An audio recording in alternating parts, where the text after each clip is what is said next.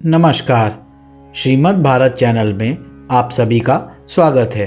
तो आज हम कार्तिक महात्म्य के दूसरे अध्याय का श्रवण करने जा रहे हैं।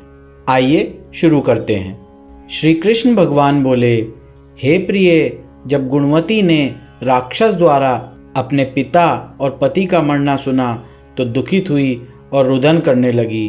हे स्वामी, हे पिता, आप मुझे छोड़कर कहाँ चले गए? मैं आपके बिना क्या करूं?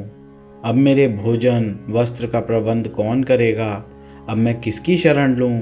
विधाता का मेरे ऊपर कोप हुआ और अब मैं कैसे जीऊं?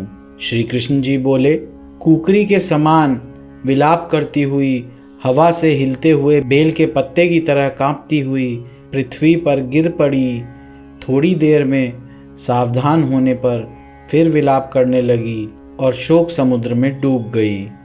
उस गुणवती ने घर की सब वस्तुएं बेचकर यथाविधि से अपने पति की पारलौकिक क्रिया की और उसी नगरी में भगवान विष्णु की भक्ति में तत्पर होकर इंद्रियों को वश में कर शांति से रहने लगी और मरण तक एकादशी और कार्तिक मास के व्रतादि करती रही।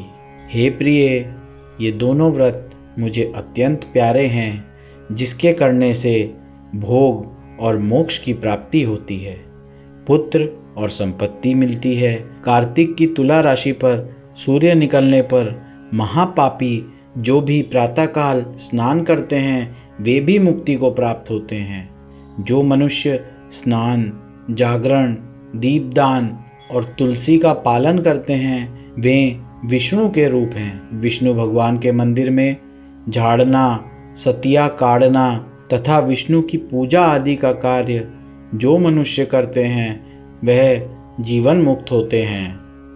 इस प्रकार वह गुणवती प्रत्येक वर्ष कार्तिक व्रत और विष्णु भगवान का नित्य ही पूजन करती रही। एक समय वृद्धावस्था के कारण दुर्बल होने से, रोग और ज्वर से पीड़ित होने पर भी गंगा स्नान को गई और ज्यों ही पानी में उतरी जाड़े के मारे कांपने लगी।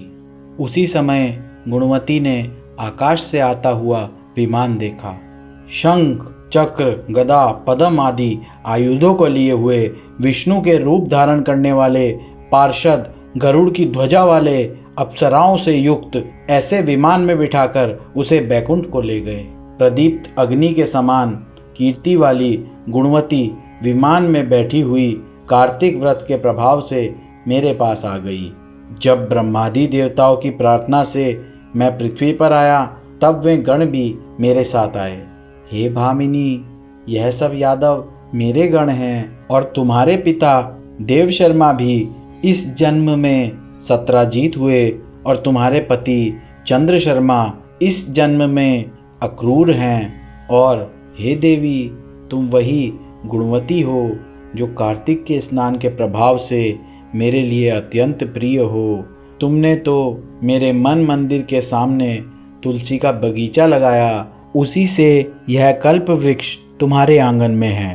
कार्तिक मास में जो पहले तुमने दीपदान किए हैं उसी फल से तुम्हारी सुंदर देह और घर में लक्ष्मी देवी का निवास है। जो संपूर्ण व्रताधिक पति स्वरूप भगवान के अर्पण किए थे, इसीलिए तुम मेरी पत्नी बनी हो और तुमने जन्म मृत्यु तक जो कार्तिक व्रत उपवास किए हैं, इससे तुम्हारा वियोग मुझसे कदापि नहीं होता। इसी प्रकार कार्तिक मास में व्रत करने वाले तुम्हारे समान मेरे प्रिय होंगे। सूत जी बोले, सत्यभामा जी अपने पूर्व जन्म का सब हाल जानकर बड़ी प्रसन्न हुई और इसी के साथ हमारा कार्तिक महात्म्य का दूसरा अध्याय भी समाप्त होता है। आप सब कार्तिक मास में नित्य ही कार्तिक महात्म्य का श्रवण करें, जिससे अमोघ फल की प्राप्ति होती है। हरे कृष्णा।